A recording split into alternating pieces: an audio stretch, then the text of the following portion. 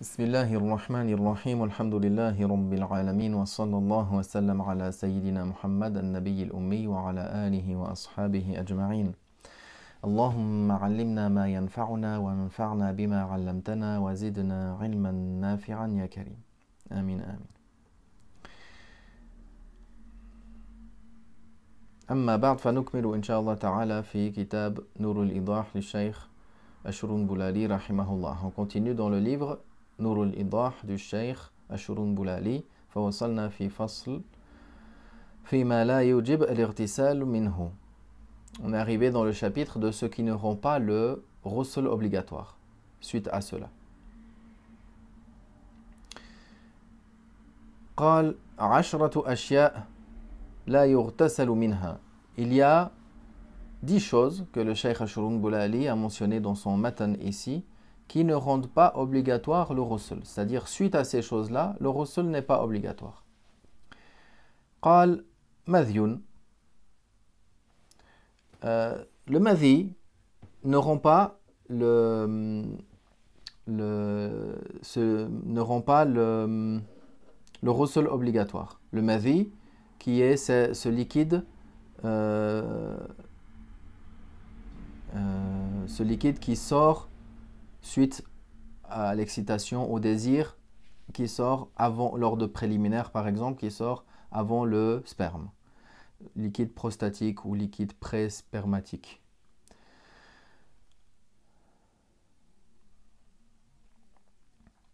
Dans cela, ça concerne l'homme et la femme.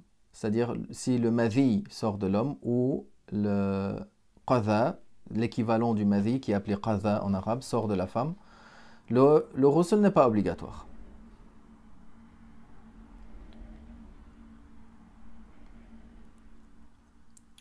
Wa wadyun.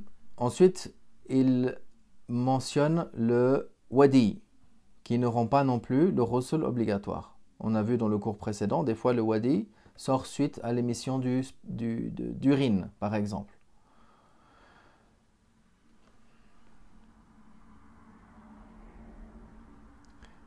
Le madhi,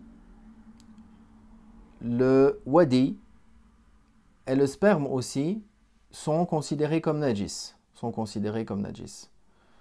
Maintenant, il y a, concernant la purification, il y a des détails qui viendront dans le chapitre des éléments purificateurs. Comment on purifie les najasa, il y a certains détails. Mais si la personne a du madhi ou du wadi sur son habit, il doit l'enlever, il doit l'éliminer si l'on est capable. Et le jugement, c'est qu'il est impur. ثم قال واحتلام بلا بلل.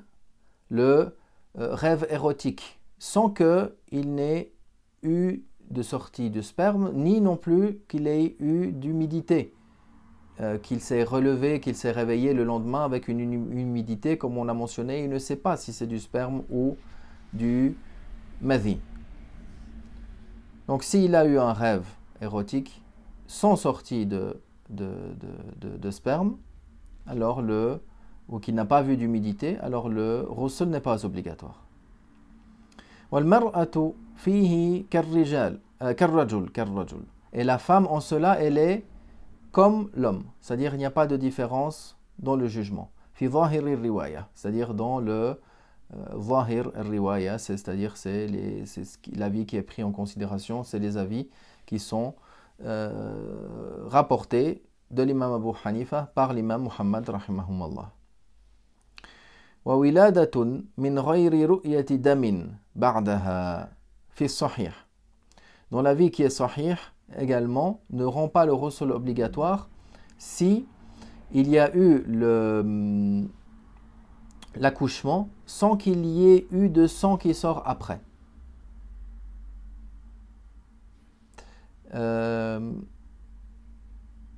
Mais l'imam Abu Hanifa, rahimahullah, il a dit la femme fait quand même obligatoirement le ghusl par précaution. Pourquoi? Parce que il se peut qu'il y ait quand même un peu de sang qui est sorti, mais qui échappe à la personne. Peut-être il y a un peu de sang qui est sous le genou du nouveau-né, sous le bras.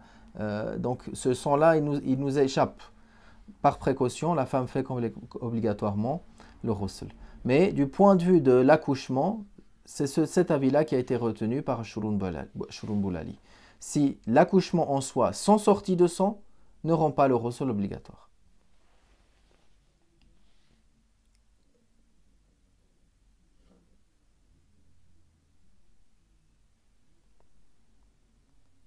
وَإِلَاجٌ بِخِرْقَةٍ مَانِعَةٍ مِنْ وُجُودِ اللَّذَّةِ. Également, s'il y a eu un rapport avec un tissu épais qui empêche, qui sépare les deux sexes, qui empêche le contact et qui empêche surtout la sensation de plaisir. Donc on ne parle pas des préservatifs par exemple qui sont utilisés ou des choses qui sont fines, qui n'empêchent pas le fait de trouver le plaisir. Donc il mentionne si c'est quelque chose qui est épais, un tissu qui est très épais, de sorte à ce qu'il y ait aucun contact, aucune présence de plaisir. Ça enlève cela, alors le ghusl n'est pas obligatoire. Wa huqnatun, si la personne fait un lavement, ça ne rend pas le ghusl obligatoire. Wa idkhalu usbu'in wa nahwihi fi ahadi sabilayn, si la personne a introduit un doigt dans un des deux orifices, cela ne rend pas le ghusl obligatoire. Wa wat'u bahimatin, le rapport avec un animal ne rend pas, ça veut dire sans sortie de sperme ici. Alors cela ne rend pas le ghusl obligatoire. Bien sûr, on parle ici, est-ce que ça rend le ghusl obligatoire ou non? Le caractère interdit, il est clair. Aw maytatin min ghayri inzal, la même chose, quand il cite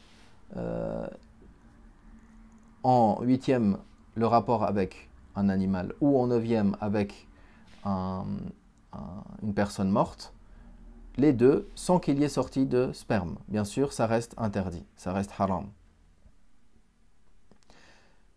Wa isabatu bikrin lam tazul bakaratuha min ghayri inzal. Peut-être des cas de figure qu'ils ont mentionnés dans le cas où la personne a eu un rapport avec sa femme et sa femme elle est vierge. Et suite à ce rapport, il n'y a pas eu la perte de la virginité. Il n'y a pas eu la rupture de cette virginité. Et il n'y a pas eu d'éjaculation. Alors le ghusl n'est pas obligatoire. La précaution, c'est de faire par précaution le ghusl, mais ce n'est pas obligatoire. Dans le cas où, et pourquoi? Parce qu'ici il mentionne qu'il n'y a pas eu, c'est comme il n'y a pas eu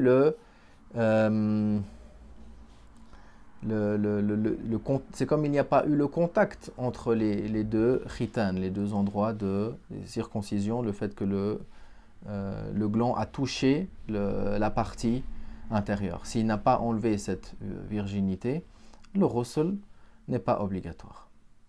ثم قال فصل في فرائض الغسل.